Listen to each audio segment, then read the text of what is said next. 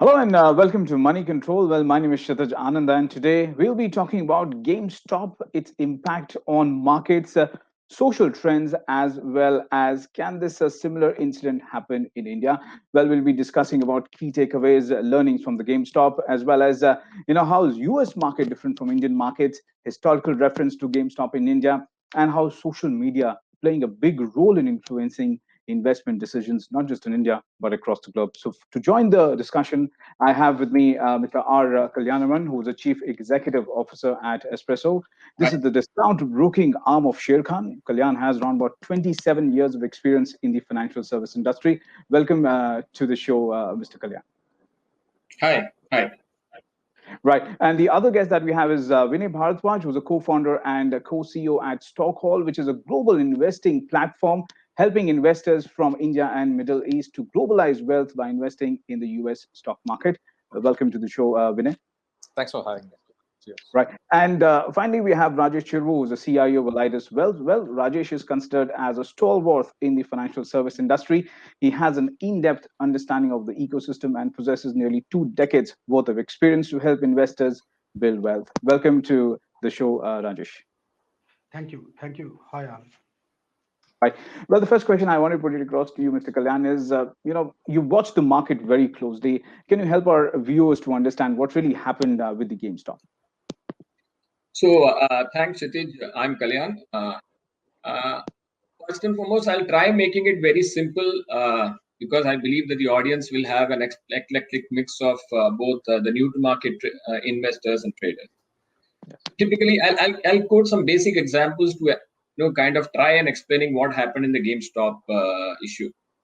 Typically, an investor buys a stock at say 100 rupees and then he or she sells it at 110 rupees.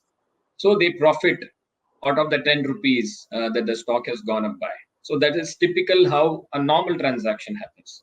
Right. The second way of transaction that typically happens, which is called the short selling, is when you do exactly the reverse, which is you sell the stock high and you buy it low.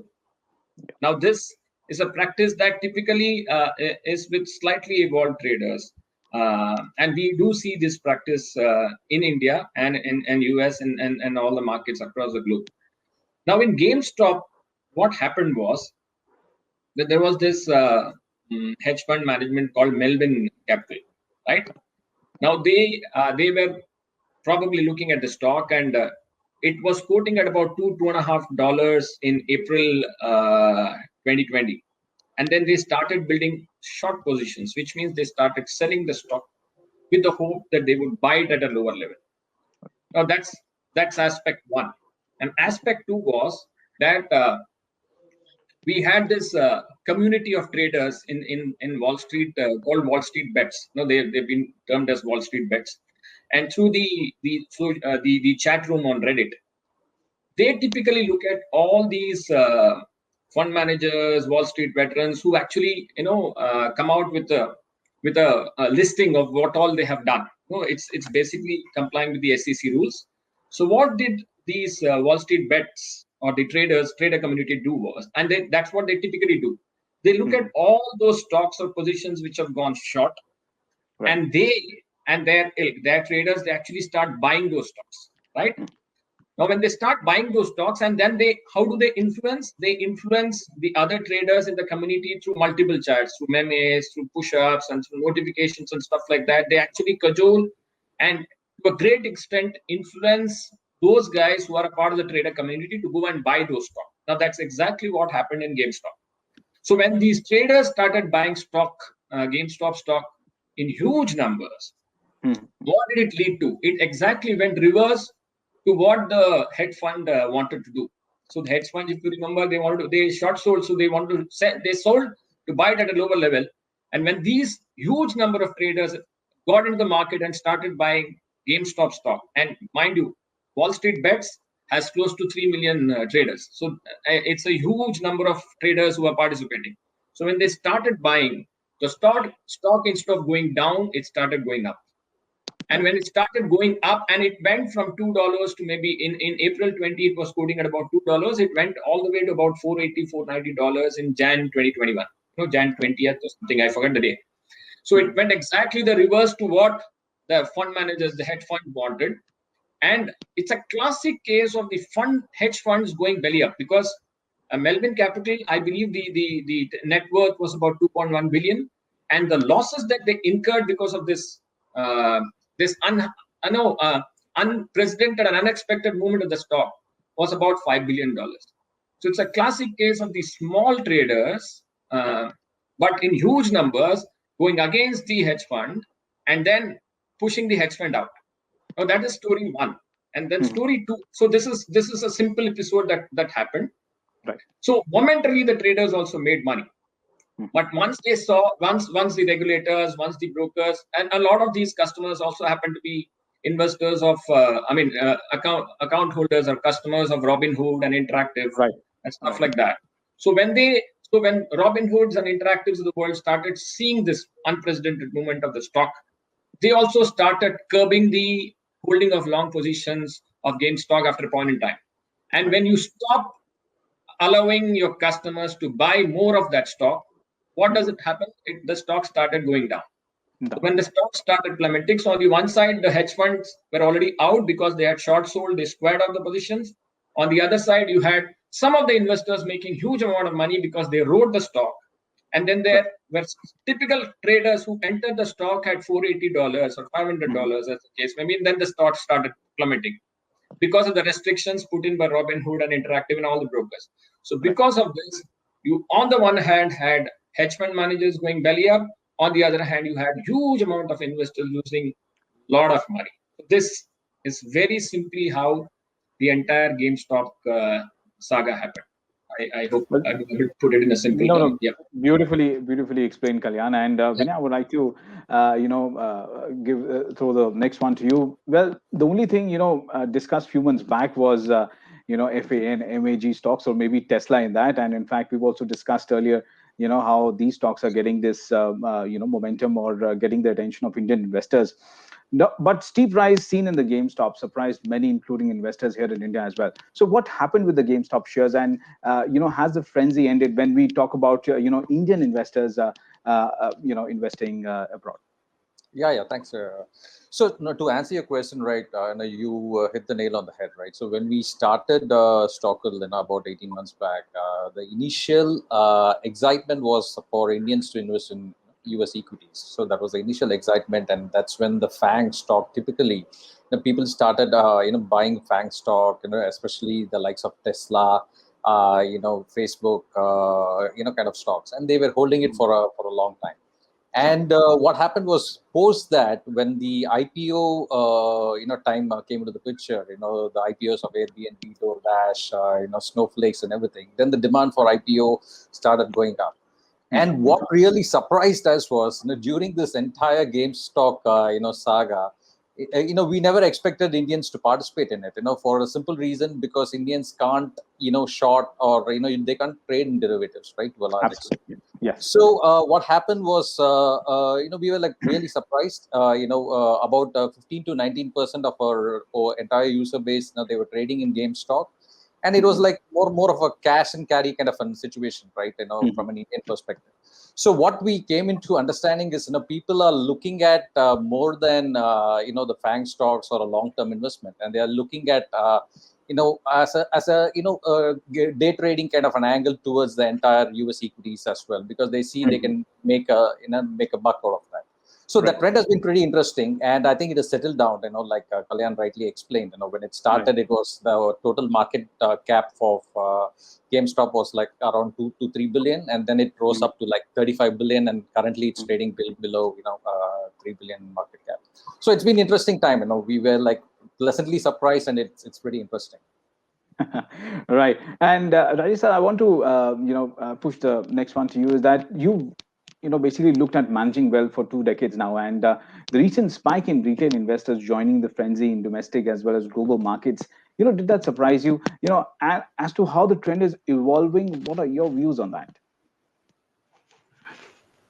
With respect to this post, especially this global financial, this pandemic in the month of March, across the world, we have seen the easy liquidity conditions have been quite supportive, and the whatever actually the unemployment benefits been given to these individual investors. So new set of actually new breed of investors have come into the market, and actually they have Mhm.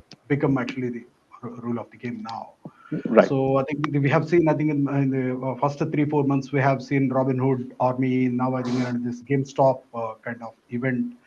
So I think these social networking websites, etc., actually they're in forth of things, and actually they're leading. Unlike I think a traditional trading or traditional investing mechanisms, people have been historically been using it. Mhm.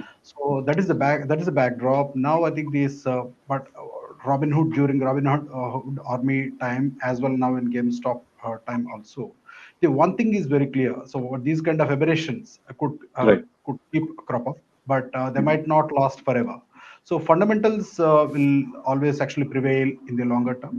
So investors, I think these kind of aberrations just will subside in a gradual manner. Already we have seen it in Mhm. the case of GameStop. But this kind of infinite liquidity keep this risk hanging on our head, Mhm. and the Reddit kind of actually coordinated trades.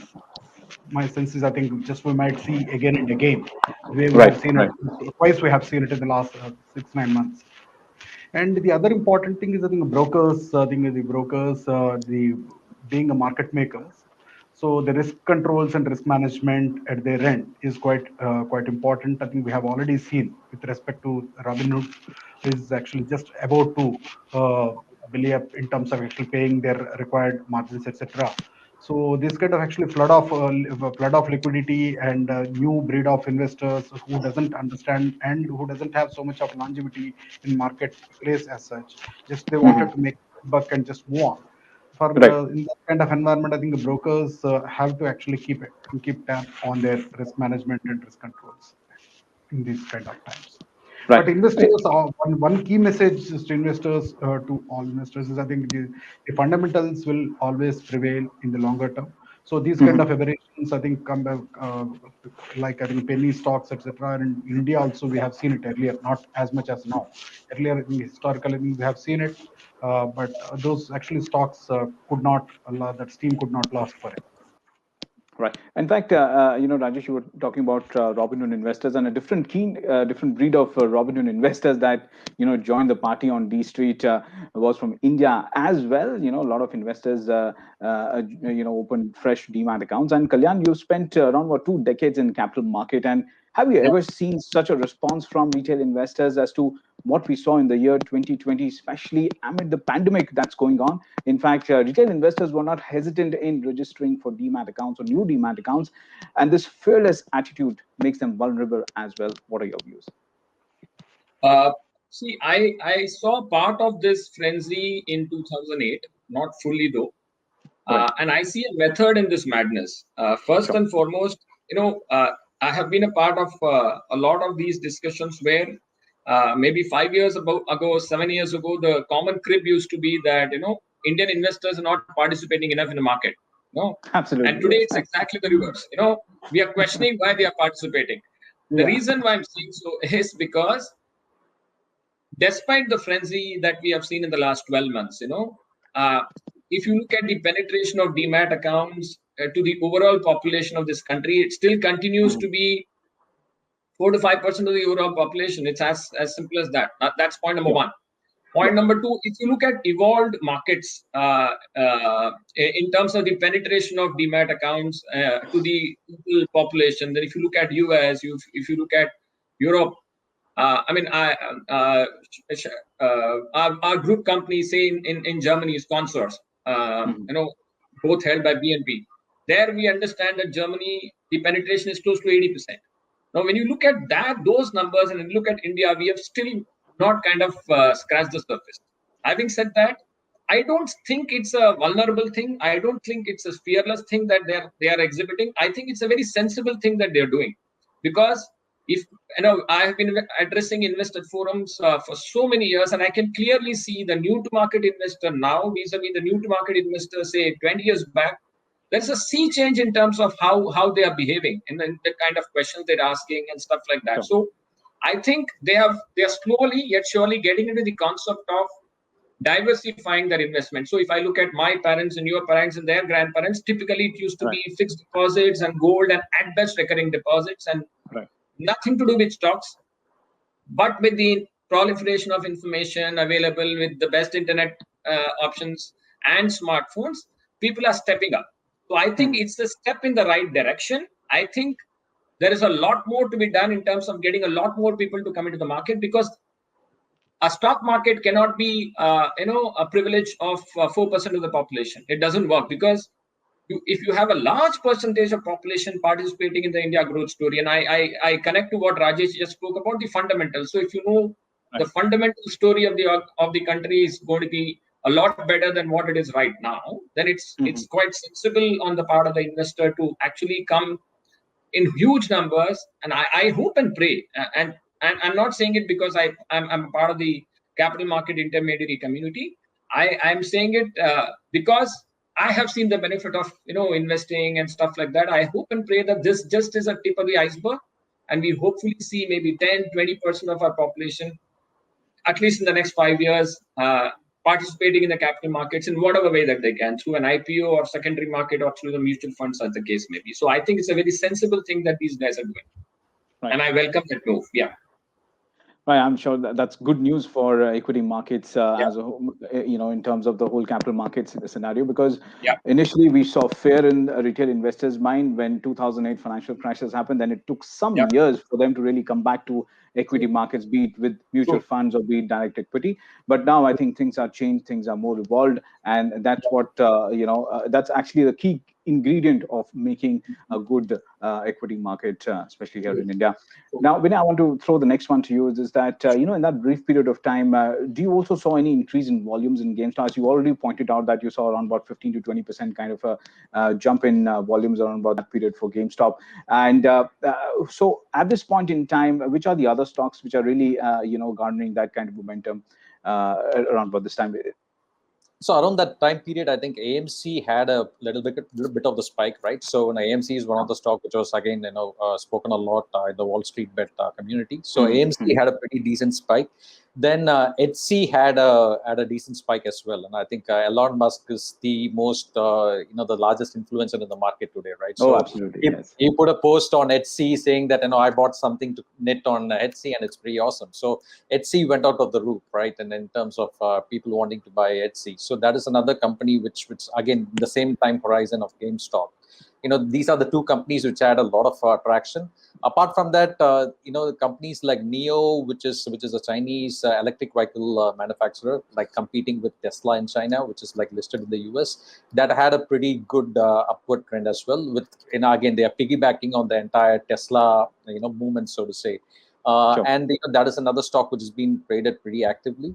So I would say in this time frame, during this highly volatile time, these were the stocks which were like traded pretty heavily by Indian, to my again surprise. I thought people would do this kind of speculative play in the especially in a foreign market, and especially when you don't have margin facilities or you can't play in derivatives.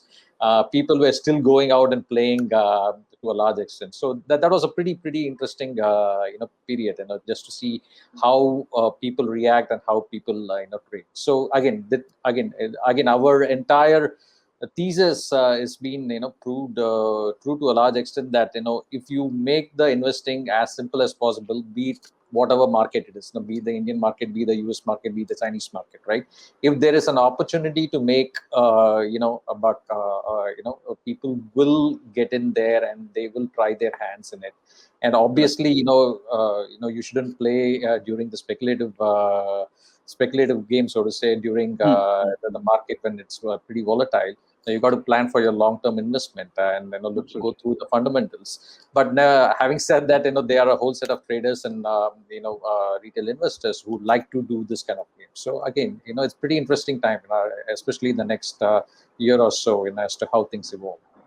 Right. I think it's learning for each and every one of us as well. What we saw in 2020, be it COVID, be it investment during the COVID times, it has changed life for everyone. The way we live, the way we invest, the way we socialize, and the way we communicate.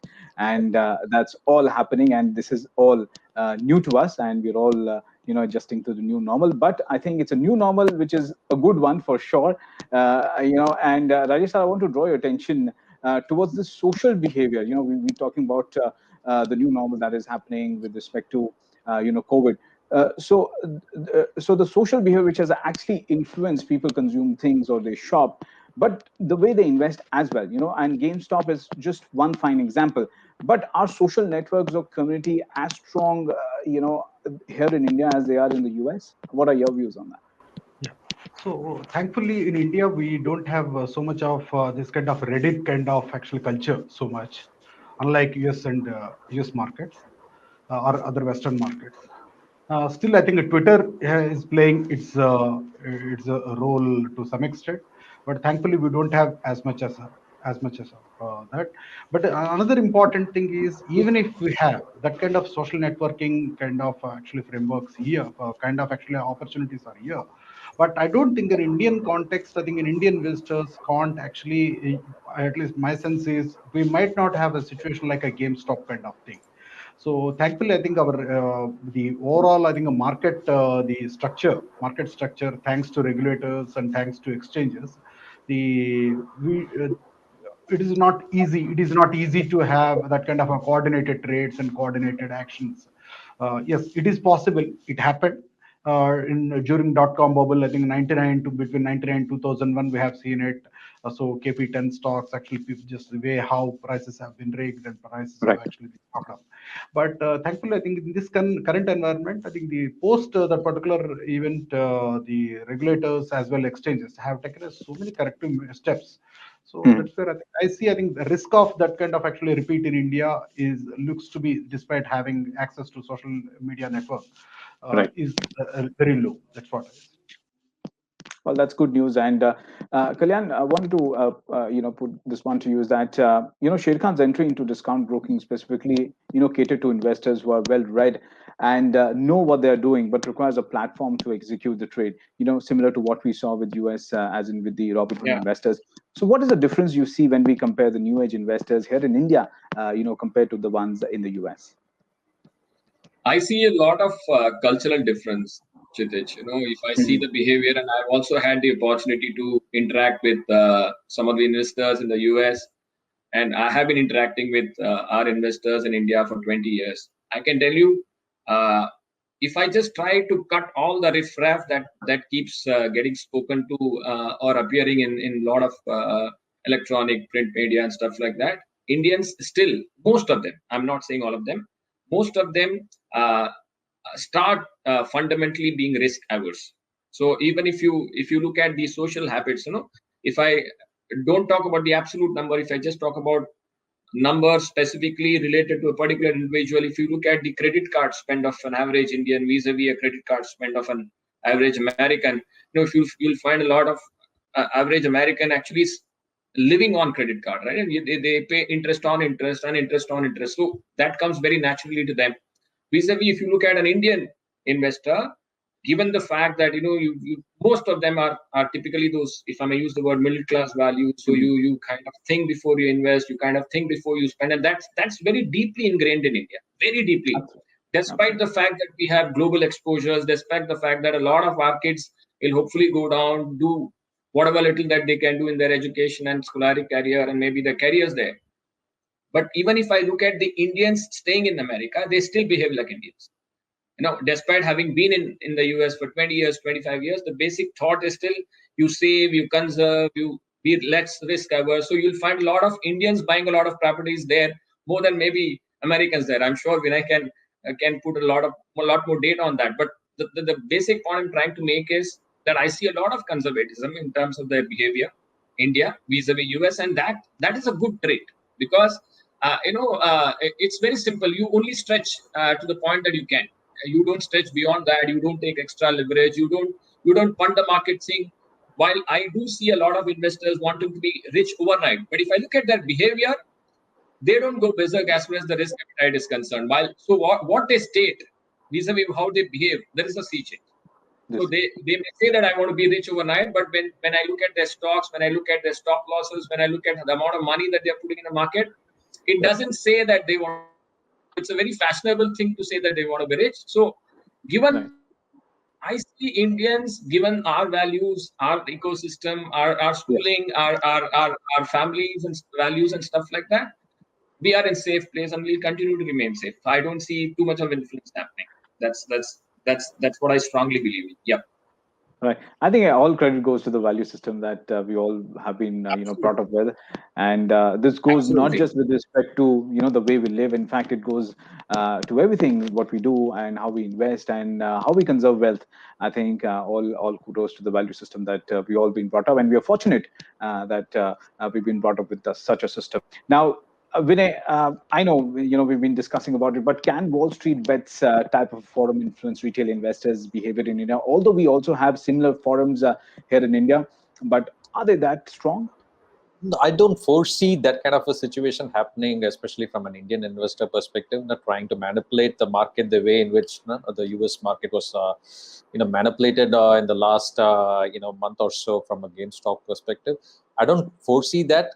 For one reason, because the Indian regulators are pretty stringent. They take care of the retail investors, and all the the entire regulation has been put in place to safeguard the interest of the Indian retail investor, right? So you have Sure. an upper circuit limit. So now you can only do so many option trades from a single, from single account. So there's a lot of checks which the Indian regulators have kept in place to Right. safeguard the Indian retail investors. So I don't foresee that happening. And also to add to that, like Kalyan said, that we haven't even had the volume of the retail traders in India, Mm-hmm. right? When you compare that with the Sure. US market, where the penetration is very high. So Mm-hmm. the chances of manipulation, wherein it's a pretty open market, it's pretty high. So you can create a forum like a Wall Street bet, and essentially, you can manipulate a particular stock to a large extent. But I don't foresee that happening. From a retail penetration perspective, we don't have that level of penetration, and B, Sure. from a market regulator standpoint, they take care of the retail investors' interest to a large extent. So I don't, in essence, foresee that kind of a scenario happening. Mm-hmm. But yeah, you do have outliners in the penny stock, space, right? People will try Ah, to manipulate a little right. bit here and there, but I don't Mhm. foresee this stuff which is happening.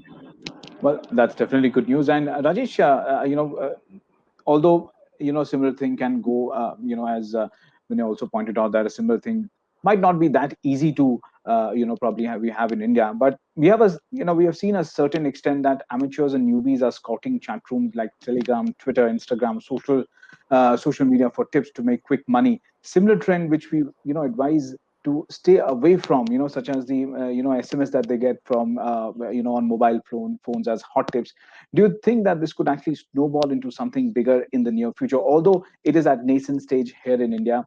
But a lot of NSE campaigns has also been come out with respect to they say that please avoid any such hot tips that come onto your mobile phone. But they're not touching the social chat rooms, they're not touching Twitter, they're not touching any other social media platforms such as Instagram, etc. But these are the new ways in which the information is sort of given to the potential investors. What are your views on that? Sure. So I think just there are two three dimensions. Just I'll bring into here. To start Sure. with, I think whatever Kalyan has actually mentioned, culturally we are actually not.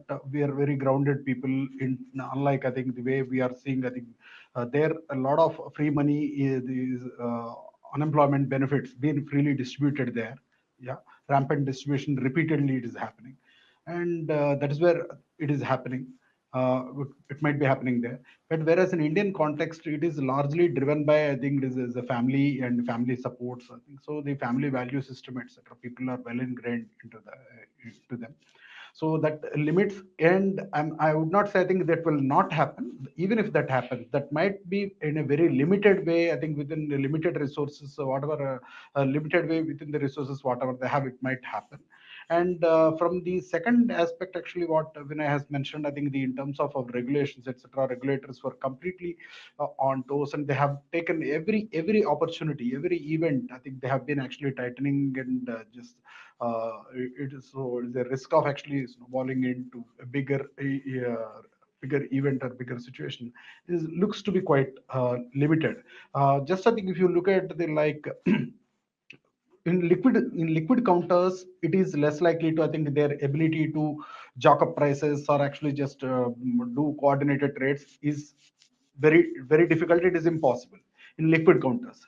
Illiquid counters, and means like as small cap companies and micro cap companies, if investors coming in and doing this kind of actually coordinated trades, etc., then that risk is also been mitigated by SEBI through GSM 1 to GSM 6 kind of actually framework they have put in. And so if a particular stock is without having fundamentals, if it is moving for a wrong, if it is moving, if they get some suspicion, immediately they will put it in GSM 1, GSM 2, like that, and they will take it to GSM 6. So automatically, I think it becomes a trade to trade kind of actual situation. So Right. investors will not be able to manipulate like the way it happened there. Sure. And our shorting, similarly, I think our FNO market is also Mhm. very tightly regulated, unlike US markets. Here, I think your universe of actually FNO segment itself is very small. It is about 145, 146 stocks it is. And the Mhm. shorting is also actually is not actually as rampant as US. We have limits across actually, whether it is market wide position limits, etc. And SLB, another important dimension is in US, you have, if you, without having a stock, you can short in a particular stock, because Right. there they have a matured stock lending and borrowing market. In India, Mhm. it is just still in nascent, in a very thin market it is. So given all these things, I think it is becoming a bigger issue over a period of time. My sense is, I think that we have already seen it. Very less likely to see in future. That's the sense. We, with these kind of regulations and tighter value, value systems, plus I think regulations together. Right. So more the key message is that we are more prepared to handle such a crisis. But Kalyan, moving to you again, a similar question, but then again it pertains to you. Can a similar thing like GameStop happen in India? But what are the checks and procedures you have placed within your brokerage house?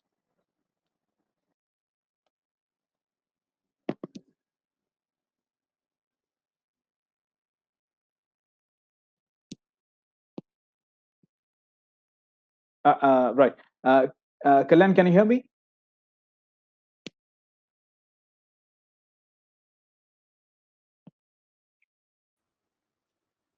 So if I Right. get your question Yeah. right, Kshitij, you're talking about checks and balances that we have in our system, because I'll just Yes. kind Yes. of momentarily move. Yes. Yes. Yeah.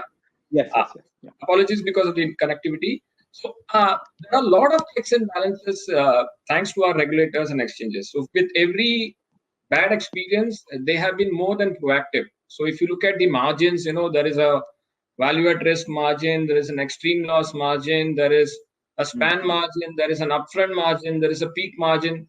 So all these margins, basically, I'm not trying to frighten the investor, but it basically says that you put the money first before you start Right. trading.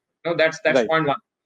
Number two, I would agree to what Rajesh spoke about, which is like in India, we don't have naked short selling, in the sense that if you short, so if a trader places a trade, he or she has to indicate whether it's a sale or a short sale.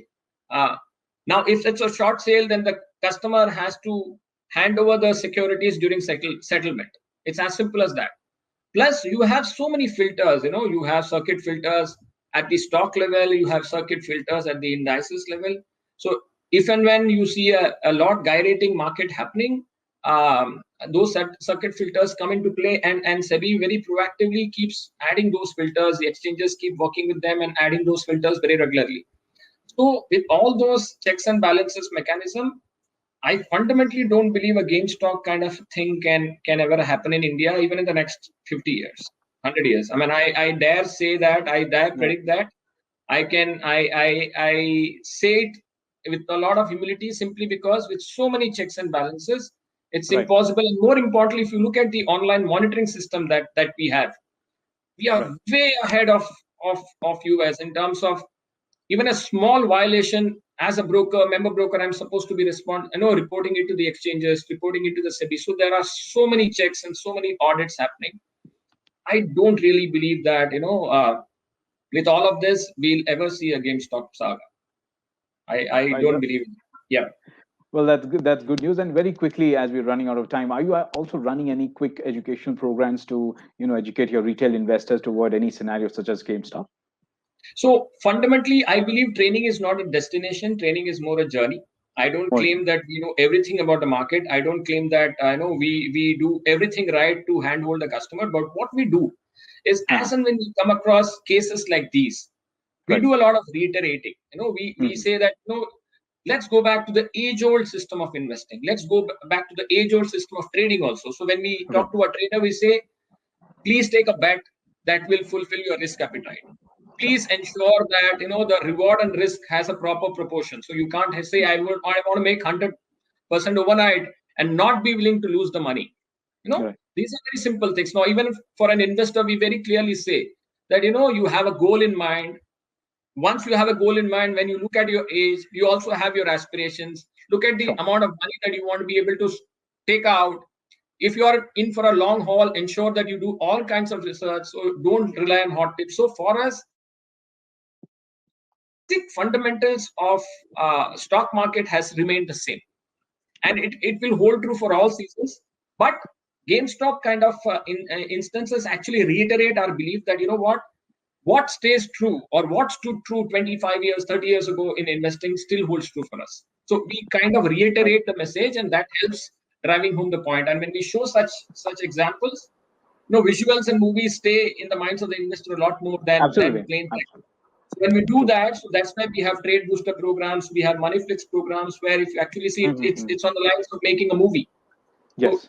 putting all those tools into place, we try our best in hand holding our customers. So it's a journey for us. We'll keep learning. Yeah, Right. that's my Sticking to solution. basics. That is the sticking to basics. I think that's the Absolutely, message. Yeah. absolutely. Coming from Kalyan. So, Vinay, very quickly, what would you, advise retail investors who plan to invest in the U.S. markets now?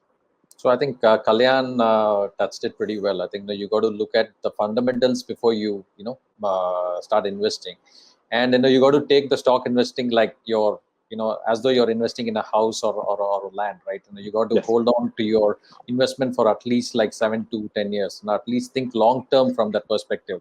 And especially, Mm. I can draw a parallel to buying a house, right? When you go and buy a house, you do all the research before you get into buying that house, right? So similarly, you got to do all the research before you pick a company. You got to invest in the company and stay long in the particular company to yield pretty good returns. And historically, it has shown us that if you stay long, you end up making pretty decent returns. So that is number one. Number two, I would say, is think global, right? So diversify your portfolio. Why don't Yes. have different country as a hedging mechanism, and diversify your portfolio even from a Sure. currency perspective, even from a geopolitical perspective. And that is what at Stockle we are trying to achieve. Give an investor a global perspective and a global diversification platform, so that he can have a truly good diversified portfolio. Right. Diversification remains to the key. Rajesh, very quickly, what would you advise retail investors to do in terms of managing wealth in 2021? Okay. 2021, the markets slightly, I think the Indian context, if I take it, I think the budget Yes. is a big game changer. So, Right. so far, I think the last 10 years, if you see, value as a segment has not actually worked across the globe, including in India. So seems, I think, this kind of actually the multiple, with one single budget, government has addressed most of the key concerns of the economy and economy has been facing. Like I think Absolutely. the banks getting back their risk appetite, so deleveraging process is getting actually accelerated both for banks as well corporates. Then infrastructure has been actually so much of actually impetus has been given. It is not only for 1 year, next 5 years. So the Right. kind of clear roadmap. The third important thing is the denationalization. So Right. I think the kind of I think government is actually walking the talk in terms of a minimum government and maximum governance. So Sure. all in all, I think it is so the policy stability and the tax prudence and tax stability, taxation stability, all these things actually likely to garner more and more liquidity into the market, and this the growth is likely to be quite strong for next 3 5 years. So hence, global investor participation in India likely to be quite strong. So let us, I think, investors should focus medium to longer term with focus. I think they should construct portfolios. They should not think it is a short term rally, or it should not think it is a short term party. And Sure. this party is here to stay for long. So in terms of, I think focus is more cyclical. So I think the last 3-5 years or 7 years, if you see, investors have avoided as much as possible capital intensive businesses and cyclical intensive businesses. So my sense is, I think over next 18 months to 3 years, so these segments might actually be in course of things, and they might outperform broader market. So portfolio constructions should have some reasonable allocation towards this kind of segment. Right. I think from Rajesh, the party abhi baki hai. That's the message coming from Rajesh. Stay for long term. That's the key here. And on that note, well, thank you so much, Rajesh, Vinay, and Kalyan for joining us in this discussion on GameStop and its impact on markets and investors. But do stay log on to moneycontrol.com for more on news, business, and economy. Stay tuned. Thank you.